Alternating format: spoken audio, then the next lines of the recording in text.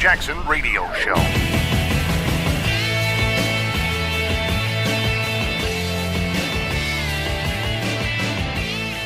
Welcome back, everybody. Cambridge Analytica is in the news, and this story cracks me up. I love this story because it is so convoluted, and it is going to be such a thrill to watch it all shake out. Yet again, we find leftism spinning on itself.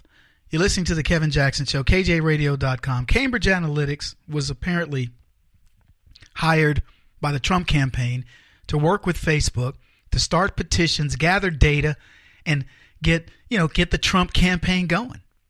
Now, it's working with the most leftist social media platform on the planet.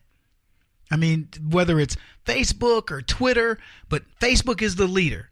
Most people get their news from it. Facebook loves that kind of business. They got paid to do this report. Cambridge Analytica said, here's a bunch of money. We're going to do some surveys, blah, blah, blah. They did the surveys. And I'm going to let you hear the clip. It's about 3 minutes long, but it'll shed a lot of light on this. And it's such a perfect setup for the kill. Because I'm going to give you the kill shot on leftism as soon as you know the story, because it is a big deal. Now they want the world to believe that Facebook, Mark Zuckerberg, one of the most lefty guys on the planet, probably has never had a meeting with President Trump, has met multiple times with Barack Obama, is completely dyed in the wool as a leftist, and they want you to believe he conspired with the Trump campaign. Maybe he's even tied to the Russian bots. Don't be surprised if they don't offer that theory up. Here's a clip. Facebook is under fire and facing growing outrage over the misuse of data from some 50 million users and its possible impact on the 2016 presidential election. The whistleblower who brought this to light is with us for an exclusive live interview. But first, NBC national correspondent Peter Alexander with the latest. Peter, good morning. Hey, Savannah, good morning to you this morning. That whistleblower, a former insider at the British-based company, is revealing new details about exactly how he says his old firm helped fuel support for Donald Trump's campaign during the 2016 election. He says the company secretly accessed personal information from those 50 million Facebook users, many of them Americans, turning their profiles into what were effectively unique political weapons. Now Facebook says it's trying to make sure that data is never used again. This morning, this whistleblower insists he's pulling back the veil, revealing what he calls the secret campaign strategy to manipulate Facebook users ahead of the 2016 election. It's coercive. People don't know that it's being done to them. Speaking to our British TV partner, ITN Channel 4, Christopher Wiley says his former company, Cambridge Analytica, obtained personal data of tens of millions of Facebook users without their consent. The goal, to help Republican presidential candidates. We were able to get upwards of 50 million plus Facebook records in the span of a couple months. How'd they do it? Beginning in 2014, many Facebook users were paid to take a personality test funded by Cambridge Analytica, agreeing to give up some personal data. But Wiley says what they didn't know at the same time, the company was scooping up all of their friends' private information too. So a survey that started with about 270,000 people ultimately collected more than 50 million profiles. Thank you.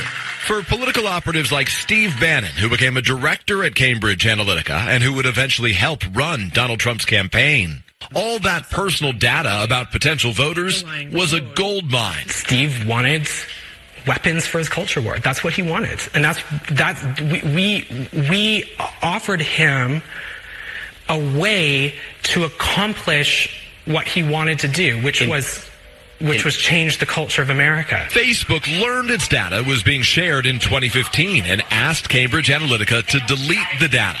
But Wiley says Facebook never checked to make sure that happened. Now Congress wants answers, with at least one Democratic senator demanding Facebook CEO Mark Zuckerberg testify. These latest revelations, another damaging headline for Facebook, already under fire over its role in the spread of Russian propaganda during the campaign. The company telling NBC News that it remains committed to vigorously enforcing our policies to protect people's information.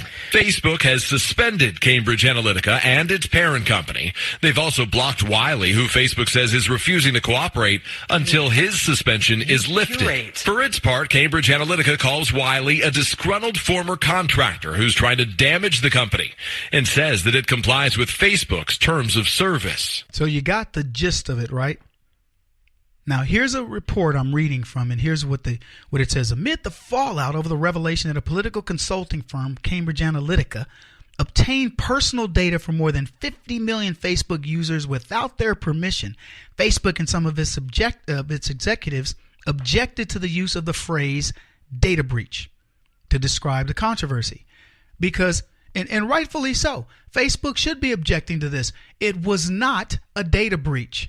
They contracted with Cambridge Analytica, who ran a survey, and that survey was reached supposedly, according to that, what you just heard, 270,000 people. But it then reached the people behind them. So it would say, hey, Kevin, you want to take this survey? And I say, sure, let's take the survey. In some kind of way, maybe it let those other people do the survey as well. So anybody taking the survey, if you read the fine print, was saying it's okay for you, for you to give the data, for them to gather the data on those 270,000 people. But when they extended it, and this is smart, they're saying, hey, by the way, you can, thread this through 6 degrees of separation and hit multiple people. Well, in doing 270,000, they were able to find 50,000 people on Facebook who are apparently pro-Trump. Now, are these all Americans? We don't know. Are they from Sri Lanka? We don't know. Are they Guatemalan midgets? Of course they are, because all the Guatemalan midgets voted for Trump. I did that. You're welcome, Donald. So however that all came to be, that's how they got the data. It wasn't them hacking into Facebook's data and stealing it and doing something else. They contracted with Facebook. Now, the company says, look, we didn't do anything wrong. And the only reason why there's a hoopla over this, I promise you, is because Donald Trump won. If Donald Trump lost, we're not talking about this story. Anyway, Nicholas Thompson, a CBS News contributor and editor-in-chief of Wired magazine, said that Facebook was very upset about the use of the word breach, and that's the word that the British newspaper The Guardian used when they broke the story. And they've continued to refer to this as a breach in subsequent stories.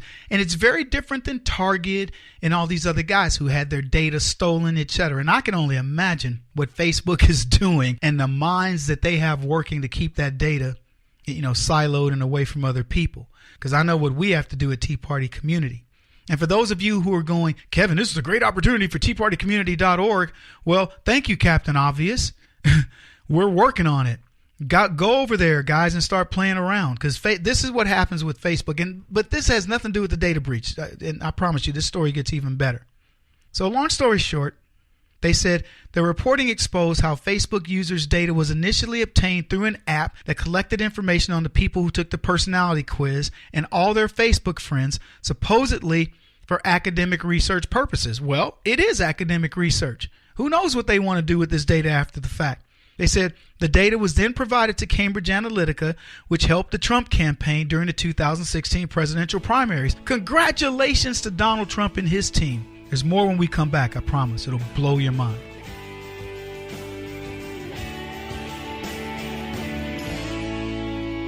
This is the Kevin Jackson Radio Show.